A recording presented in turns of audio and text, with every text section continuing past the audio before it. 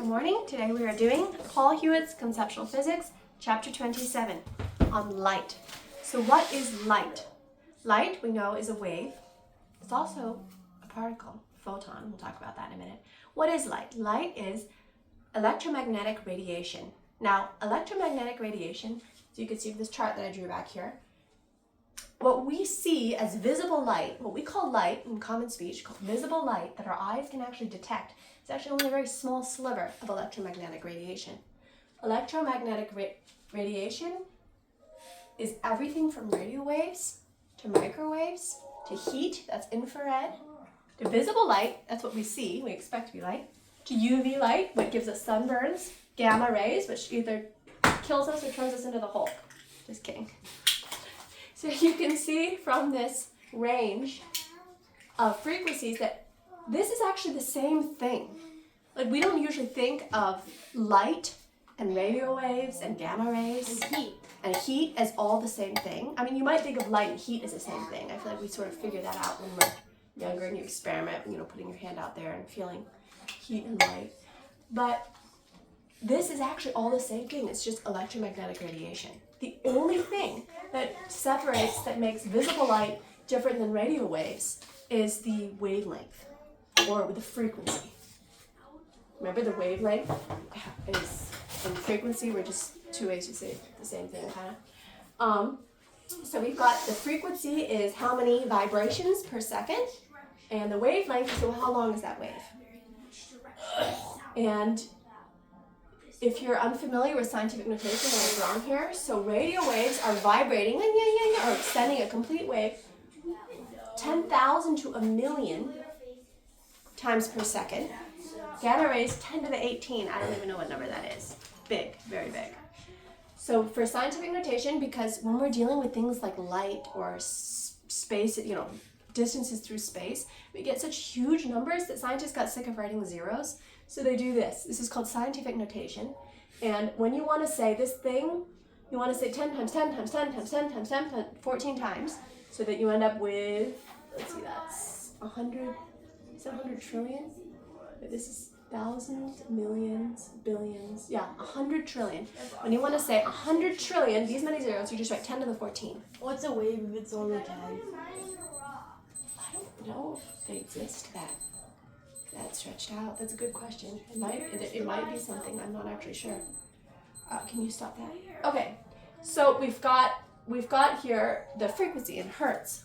So the hertz says it's vibrations per second. So we've got radio waves is here 10,000 to a million vibrations per second. You move up a little more, it turns into microwaves. Move up a little more, you got heat, infrared. Move up more, you got that little sliver that we can actually see with our eyes. That's visible light. You move a little more, and you got UV light. That's what gives you sunburn. And you move up a little more, and we've got those gamma rays. And there is more, the higher the frequency, the more energy that wave has. What if it's halfway in between UV and visible light and you see it? No, the way we define the range of visible light is what our eyes can see. So this is what our eyes, I'm going to draw an eye. This is what our eyes can see. That's how we define visible light. Interestingly, some bugs can actually, I think, see some of the UV that we can't. The same way that some dogs can hear frequencies, high frequencies that we can't hear. If you heard a dog whistle, a guy can blow a whistle that looks utterly silent, and then the dog comes running because the dog's ears can hear a frequency that the human ear can't hear. In the same way, there are some, I think, creatures, I think it was bugs and things, can see UV light that our eyes cannot see. And another thing, and I always wonder, what are they seeing? Are they seeing a new color or something more purple than purple? That was kind of cool. And in the same way, if you've ever heard about night, wait a minute. How would I know? I've never interviewed a bug. I mean, you mean like their eyes, how their rods and cones work? It's probably different.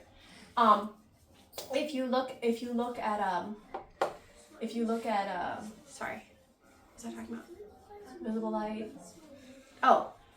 We can sort of see other stuff with like a sensor equipment. So there's like space telescopes and stuff can sense UV light, so we could see, you know, the stars sending out scabs of UV light in this weird shape or something, and we can image it. But I think scientists often, like astronomers, like to take the picture with the visible light that we see and then color onto it, like with a fuchsia color or some weird bizarre neon looking color, to try to show, okay, this is the pattern that's coming out of it with UV light. I think quasars have really, do quasars do gamma rays? There's some really cool thing that looks weird like this or something, and I think it's gamma, but I'm not sure.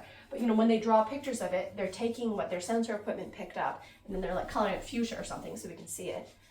So there's a way we can sort of see it. And I'm sure you've heard about infrared goggles. So in infrared goggles, a lot of times soldiers use them because the human body is giving off heat, infrared. And so like in the dark, if you're trying to see like how many people are in this field or whatever, you can have these goggles that can sense heat, and then they usually like colors it red or colors it some color in visible light, the display, so that you can see the infrared that you can't normally see. Okay, so all these waves, as you can see, the higher the frequency, the denser packed those waves are, the shorter the wavelength, the greater the energy it carries. Nobody worries about radio waves giving them cancer. Right now, radio waves are going through us, and like they've been going through us ever since people have been building radios, and we don't worry about that. We're fine. We don't worry about infrared, about heat giving us cancer. So first of all, how does radiation give us cancer? It messes with our DNA. And that's one reason when people worry about skin cancer from UV light, white people have to worry much more than people with more melanin in their skin. Because melanin in your skin is like a shield. The darker your skin is, the more protected you are from UV penetration. The UV is coming and it can't get very far because your melanin is like a shield, and it's shielding your DNA. And this is why people with albinism, the people that have a deficiency of the body, cannot produce melanin, so they have even less melanin. Even white people have melanin in their skin, but albinos have no melanin. So albinos have to very protect their skin from the sun. Yes, you have melanin in your skin. I have more melanin than you. Yes, Jenny has more melanin than me, and this little pumpkin, I think, has less.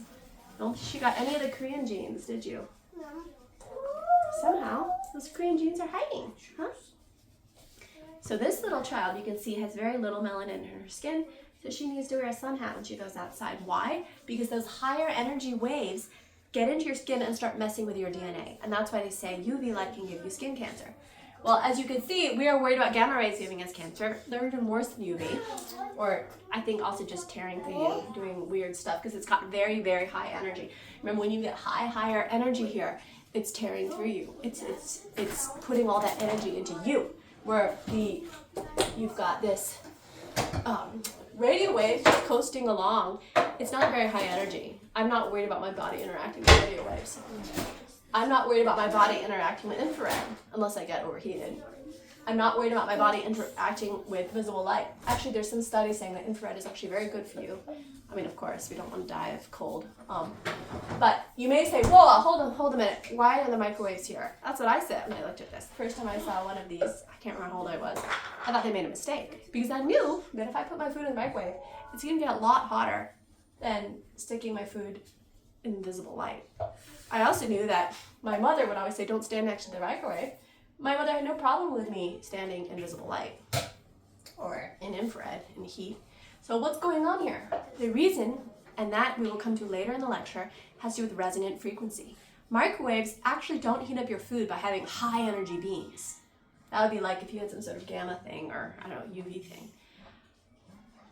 A black light, if you're thinking of just the energy from the waves giving it a black light, shining a black light on something, you feel like ought to put more energy in it than microwaves. So why are these low energy microwaves, even lower energy than infrared, heating up your food so much that it can take something really cold to make it piping hot in like 5 minutes? Why? And the answer is because microwaves are actually at the resonant frequency of water.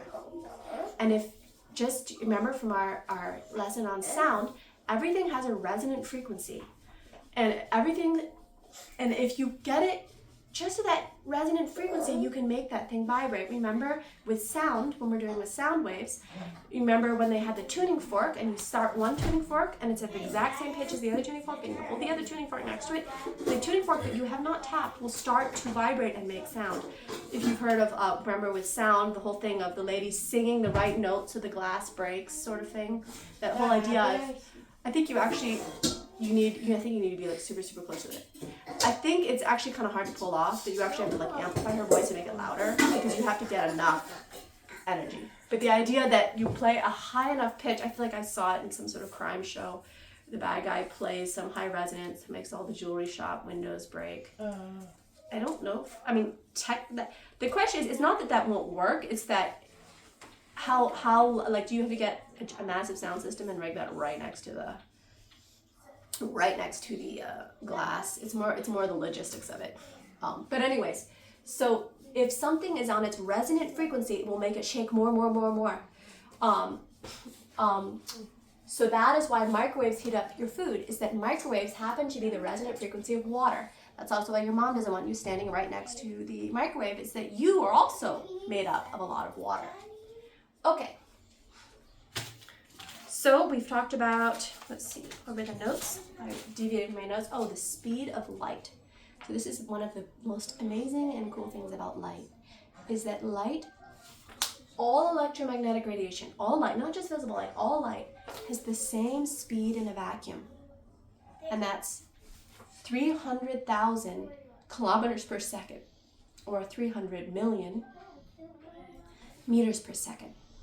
In a vacuum, light will travel at the same speed, whether it is radio waves, whether it's visible light, whether it's UV light. All light will travel at 300,000 kilometers per second. We like to call this C, and it is the one great constant in the universe. As you get later into physics, even time and space can bend, but the speed of light in a vacuum is the one thing that never changes. And God. One thing that I think is cool is in the Bible, Jesus says, "I am the light of the world." And the more you learn about light, the more that actually makes sense. Because light is why causality even works. Later, when you get to like equations about time and space and causality, the speed of light is the one constant that basically holds the universe together. Another really cool thing about light is we still don't understand it. There are these debates about whether light is a particle or a wave. This went on and on for thousands of years. And people finally decided, guys, light is a wave. And then Einstein comes along in 1905 and is like, nope, it's a particle, it's a photon. And then they found out more things that, nope, it's a wave. So now we just say light is both a particle and a wave. And we don't quite get how it's both, but we know it's both. And I think this is a paradox, that light is both a particle and a wave. And this shows us that it is our understanding, our grasp of reason and logic that is struggling, and not the reality. Because here we have something that's everywhere around us is light. You know, we're not talking some far off, strange, mystical. This is like one of those real scientific things is light. And yet it is both a particle and a wave at the same time. And then you get into quantum mechanics and it gets even weirder. But these paradoxes that are both true at the same time only show us the limits of our understanding. Okay, so the speed of light, sweetheart, Mom is having a really hard time, okay? I love you, baby. I'll read your books. I just need to finish this, okay?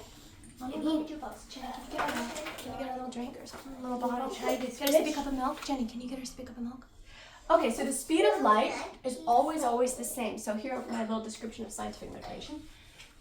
The speed of light, remember C, that one thing that is always the same. Speed of light through a vacuum, because as you can imagine, light will travel slightly differently. A wave travels, remember same way that sound travels different through different mediums. Light will travel different through matter. Different reason than sound. Sound needs matter to travel. Because remember, sound is just compressions of matter. Electromagnetic radiation is this new thing, but it is slowed down by matter instead of sped up by matter. Remember, sound waves are very different. Sound waves are basically compression waves going through matter. Electromagnetic waves, on the other hand, are like this energy, light, magnetic, electromagnetic thing traveling and it travels best, easiest through a vacuum. So the speed of light is 300,000 kilometers per second. You can also write that in meters per second, so that will be 300 million meters per second. Or we can write that as 3 times 10 to the 8th meters per second, or we just write that as C. Okay, so because we know the speed of light, so if you remember,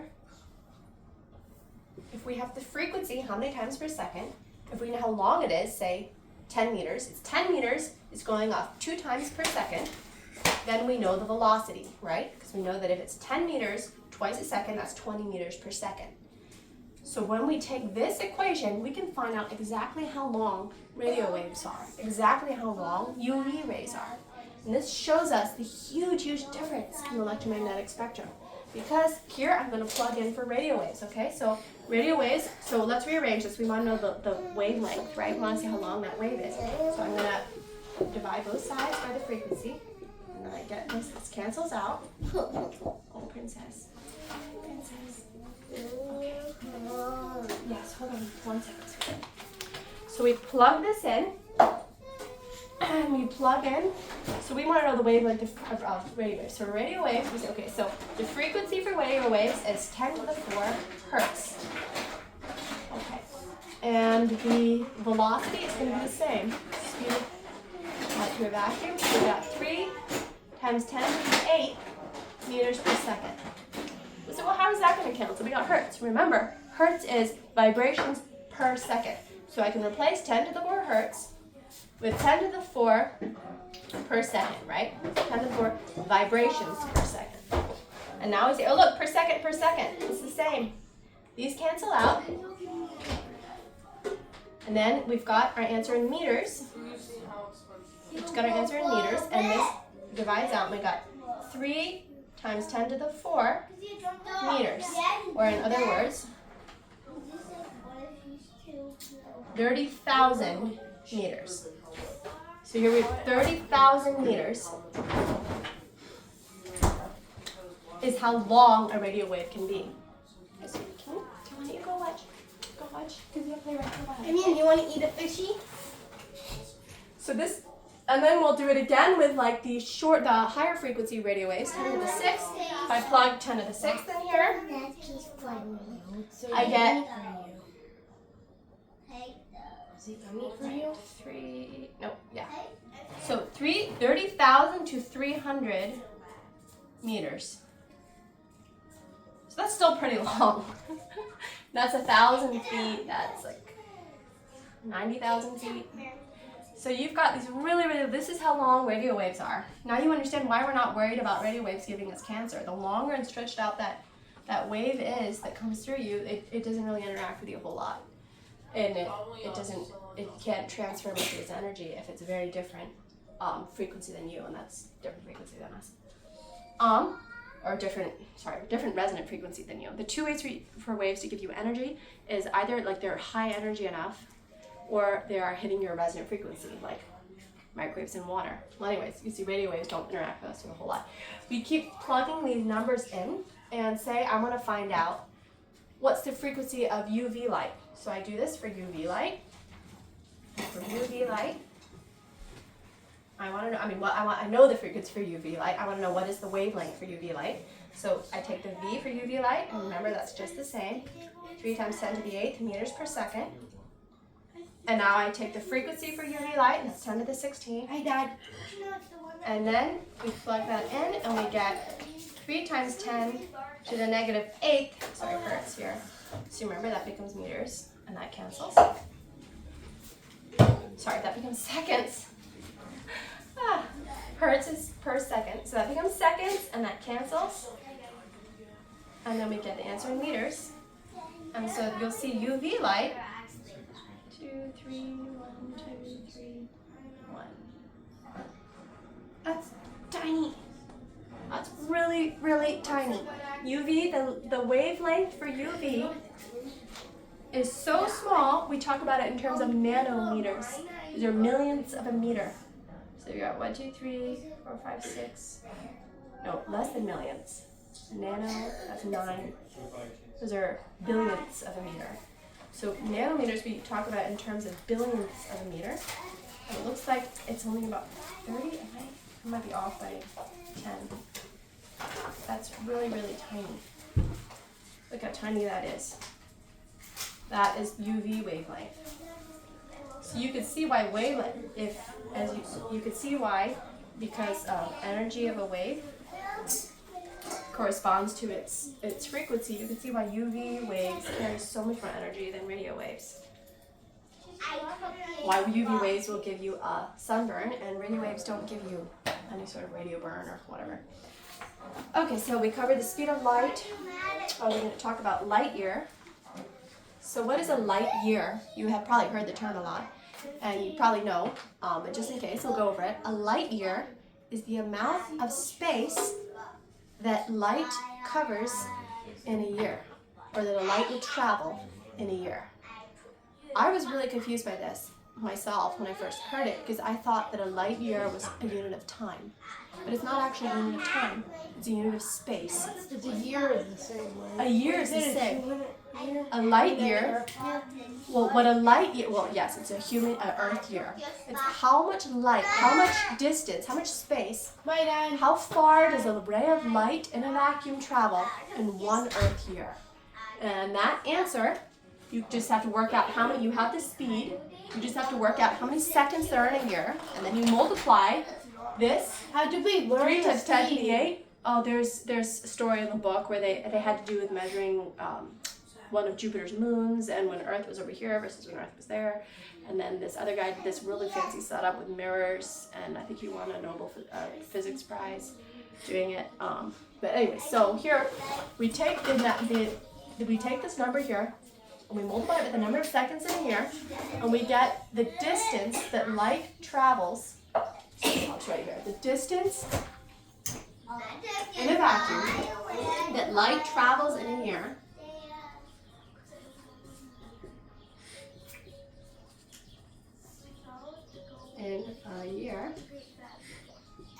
So you multiply seconds by the speed, and you get,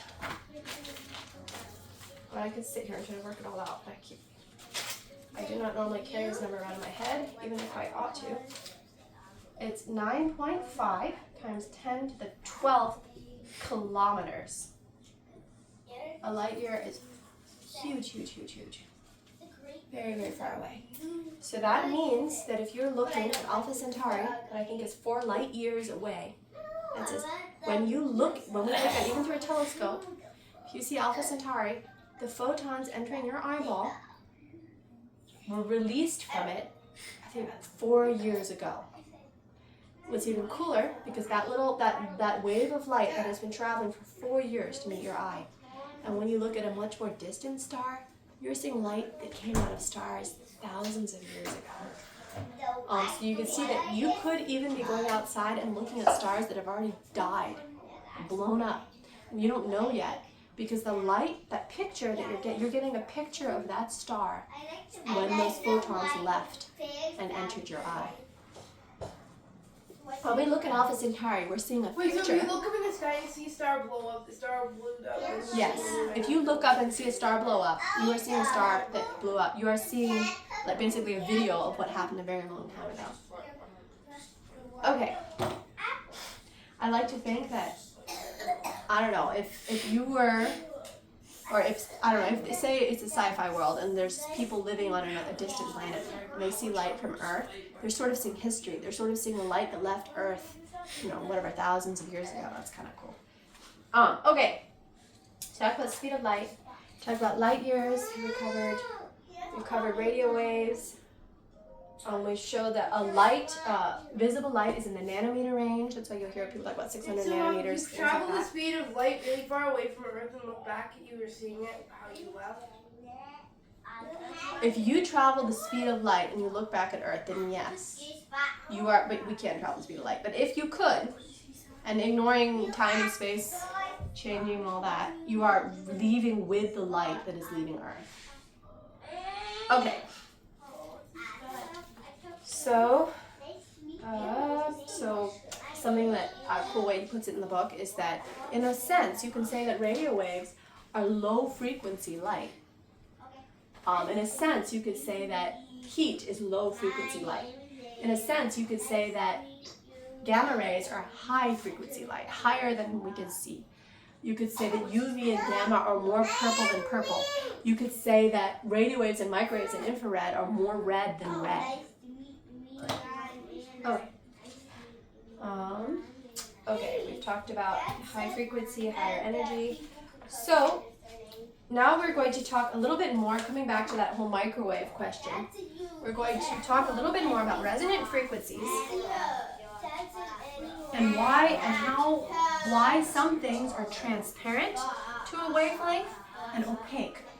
So you already kind of have a good sense, living your life on Earth, of what things are transparent to visible light and what things are opaque to visible light. This paper is opaque to visible light. How do I know? Some gets through. Because a little bit gets through, that's true. It's got some little semi-transparency, but I'm holding up this paper and I know it's opaque to visible light because when I look at it, I can't see through it. The light behind me, the light coming with me, bounces off of this and comes back to my eye. Actually, not all of it is bouncing. Some of it is getting soaked up. That's how I can see black letters on the page. The black parts are soaking up a lot of that light and don't come back to me. The white parts of this, the light is bouncing and coming back to me. That's how I can read the black letters on a page. But with opaque objects, the light is either being absorbed, like with the black letters, and re-emitted as heat that I can't see with my eyes. Remember, heat's outside of my visible spectrum. So either those rays are getting absorbed and re-emitted as heat, I can't see, or they are bouncing back in my eye. That is an opaque object. I'm going to take a clear object, and you give me a piece of glass, or give me the jar or something. Jar? When I know things that are transparent, all the windows of my house are transparent. I can look out and see my backyard.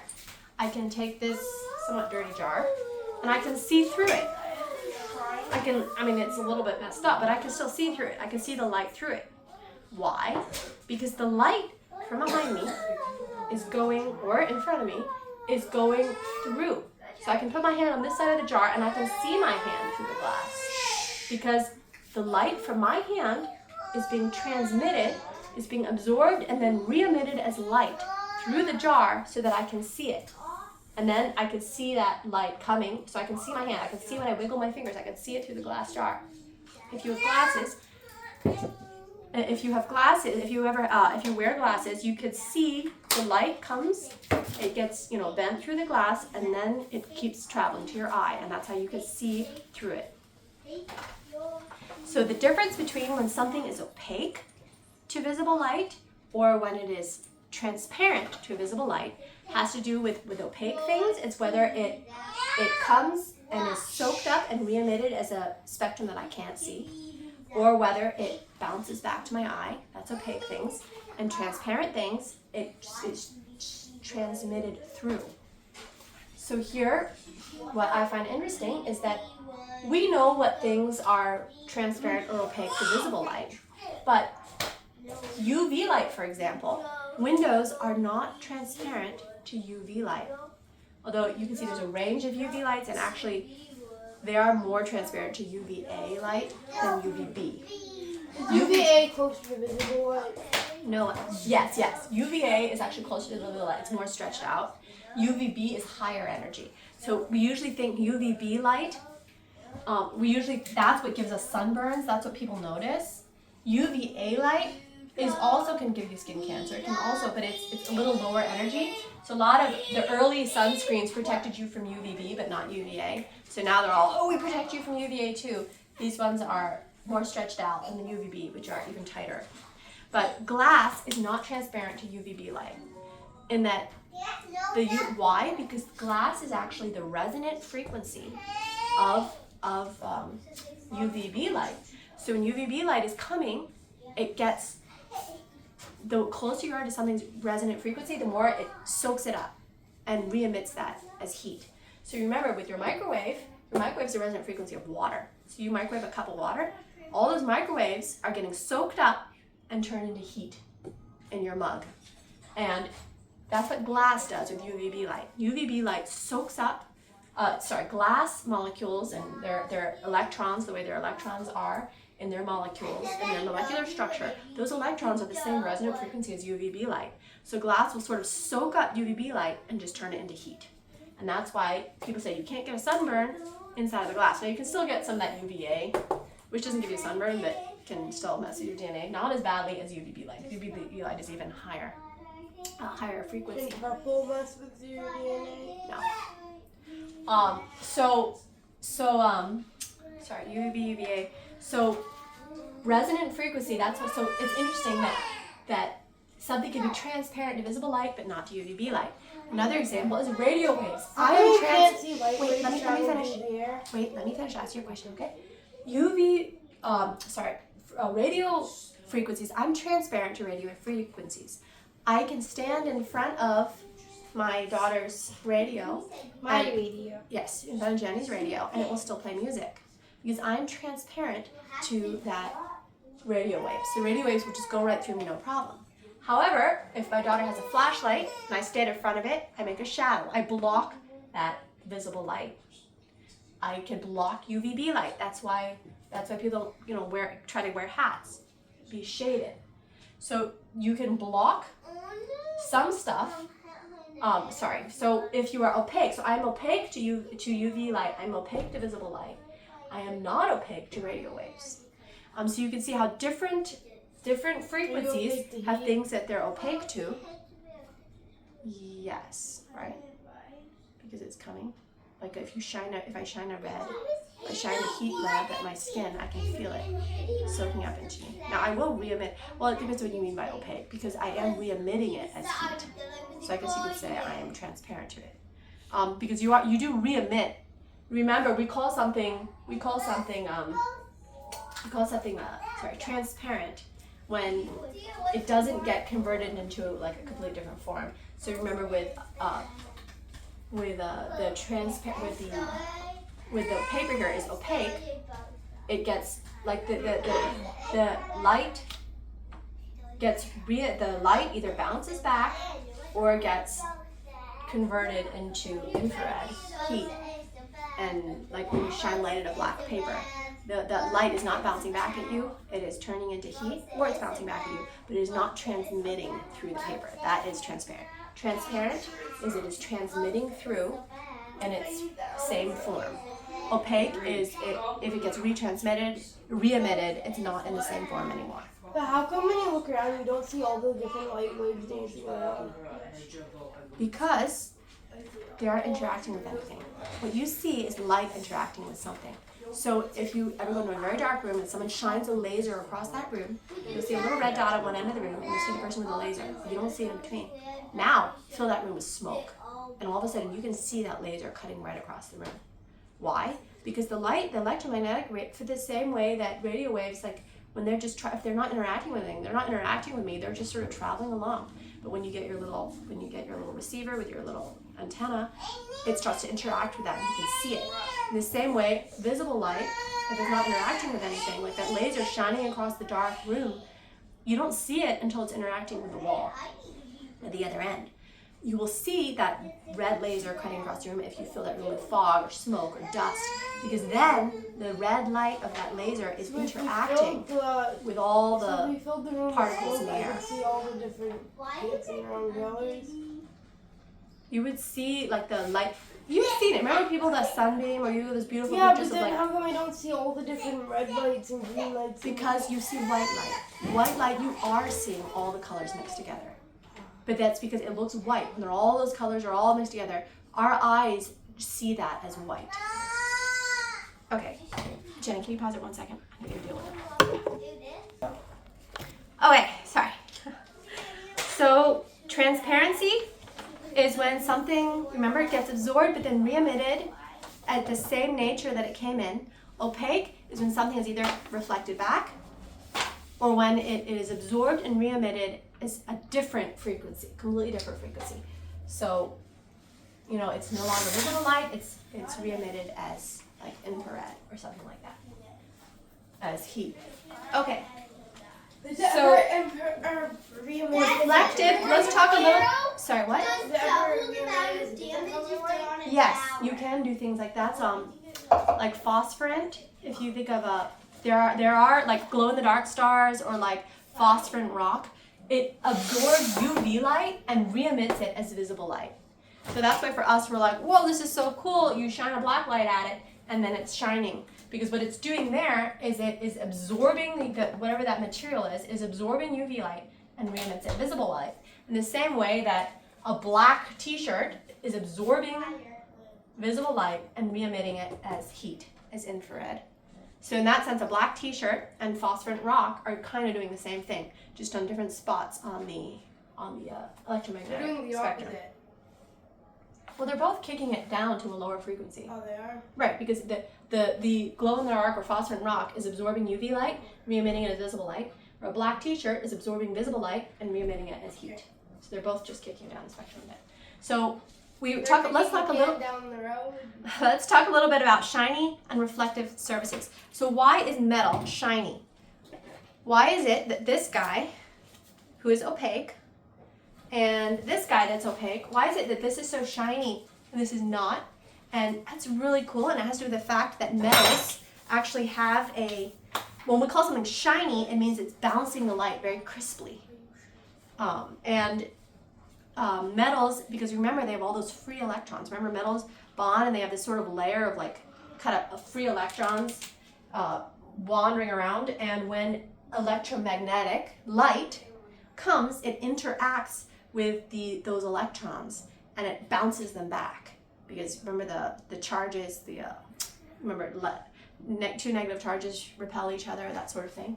So that's why metal is so shiny. It has to do with the conductivity and also why metal is so conductive. It has to do with all those electrons, the way that the way that the atoms act in metals, and the way that when they're all together and then the electrons like to hang out, sort of like a pool of electrons, and then that is why electromagnetic light is just deflected right off. It doesn't really get soaked in much and re-emitted. It's just like bounce. It gets a hard bounce, and that's why metal is shiny.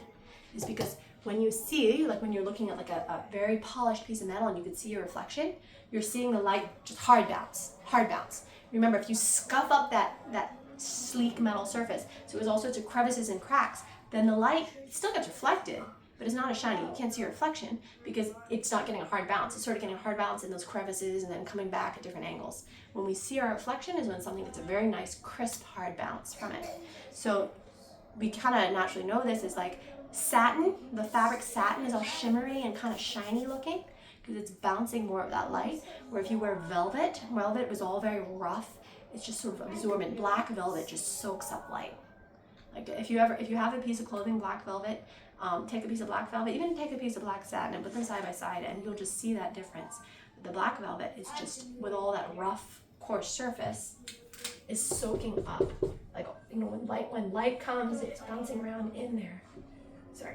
The light rays are just getting soaked up into that velvet. This is the same reason if you give a kid a haircut, even a blonde kid, and you cut that ponytail, like you get a bunch of hair, and you cut it, you know, so you're holding, and if you, right after you cut that blonde hair, look at it end on, and you see all the ends of those hairs, and it almost looks like dark brown or black. And that's because what you're looking at is the light getting soaked up between all those, kind of like that velvet, that cut edge, with all those ends pointing at you. And that's because it's soaking it up. All that light is trying to bounce around between those hairs and is getting soaked up and absorbed. Okay, we talked about opaque, beams of light. Oh, so speaking of beams of light, when we draw like a beam of light, like a laser or even just like from the sun, so think of it as a bundle of rays. So think of it as a bundle of rays. And then so here we have, say, a mirror, a very shiny mirror where the light doesn't get in very far. And it will bounce at the same angle. So if you look, the angle here is the angle here. It'll bounce, and that is why if you have a 45-degree mirror and you're looking at it from here, you can see around the corner because you're getting a very crisp, like it's recreating that image very neatly. See how? Now, if you went and got a wobbly mirror, and if you've ever been into like a fun house or I don't know, it's one of these like, you know, little kid silly things. If you had a wobbly mirror, it's going to be bouncing much weirder because it has to recreate that angle, but the surface is changing. And that's why if you look into like a bent mirror, like the image that you get is weird. Like it makes your eyes, you know, depending on exactly how wiggly that mirror is, like, you know, it can squish part of your face or do strange things. And that's because you're not getting an even image like with the flat mirror. There's a lot more about that, I think, in chapters 30 and 31, which sadly we are skipping due to time pressure, but there's a lot about reflection and how that all works. It's pretty cool stuff. Okay, so when you see your beams of light, we also talk a bit, he talks a bit about shadows.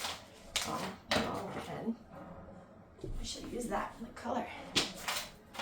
Okay, so when we talk about shadows, when you've got these light, rays of light, this beam of light, bundle of rays, and you have an object, you have a thing, you can see if this object absorbs or bounces back the light here, you get a shadow. You get the umbra. Now, if it's far away, you've got multiple light sources, so you sort of have like a half shadow around the shadow.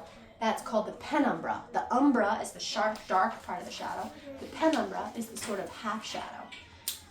You know, you could see this if you like ever go into like a bathroom and they've got like two lights over the sink, and you turn them on, and then you turn around and look at the wall, and you'll sort of see the darkest part of your shadow, and then the sort of half shadow where you're only blocking light from one lamp but not the other lamp.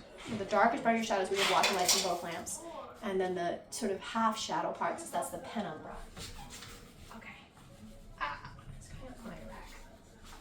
Now, there's one last thing that he was talking about. It was kind of cool with parallax, or with polarized light. Sorry, parallax, getting ahead of myself. Polarized light is that, remember, light is a wave. So it's going forward. So which direction is light going? It's going forward. But it's a transverse wave. Unlike sound, which is a longitudinal wave, it's just a pressure wave, a light actually has another dimension. Like, is it going up and down? Is it going side to side? Both of those are light that's coming toward your eye, but it could be waving side, like those oscillations. It'd be going side to side, it could be going up and down, it'd be going 45 degrees this way. And so what polarizing glasses do is they kind of put like a screen, like a fence.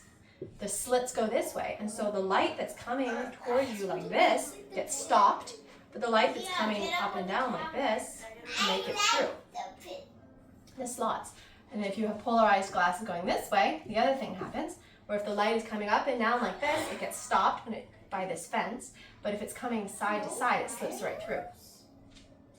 And so the way polarized glasses work is they're filtering out like half the light. See, with the way they're like this. But it's very useful for drivers because a lot of light that gets bounced up, so when you have light glare coming off like a wet road and coming at your eyes, because that road is flat, the light that gets bounced is mostly this, kind of like when you're skipping a flat rock on the water.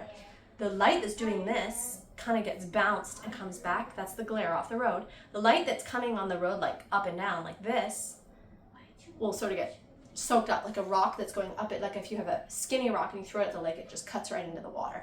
But the flat rock can skip, if you've ever skipped rocks. And so a lot of the light that's glare coming off the road or coming off other cars when you're trying to drive, because it's coming off of horizontal surfaces, that light is polarized in the horizontal direction. And so when drivers put these glasses on, they get rid of all the glare from the light that's coming like that. Another usage of polarized sunglasses is if you ever go to 3D movies in the theater. What they do is for you to feel like something's popping out, you have to see a slightly different image with both eyes, because that's what you do all the time. You see, your eyes are far apart, you see, or at least this distance apart. So for example, hold your finger out, see where it is, shut one eye, see where it is against the backdrop, shut the other eye and see where it is, and you see the finger jumps. That's because you're looking at it slightly different angles. And so that's what 3D movies do, is that they will put one of your eyes, one of the glasses of your polarized glasses at a movie is this direction, the other is this direction. Then they'll actually project two different images at the screen. They will actually film that movie slightly, two cameras that are like an eye width apart or something like that. And they will project with one of those projectors, they will project, they usually actually have one projector, but they project light from both, I think. I'm not actually sure if they have two projectors or one. So one of your eyes is filtering out this image, and you're just getting the light that's polarized in this direction, and the other light So that way, even though you're sitting in the theater with those glasses on, you're actually seeing a different image on each eye. And that's how they were able to use polarized light to get, you know, a T-Rex popping out of the screen at you, which is kind of cool. Okay, I think we covered light. Thank you.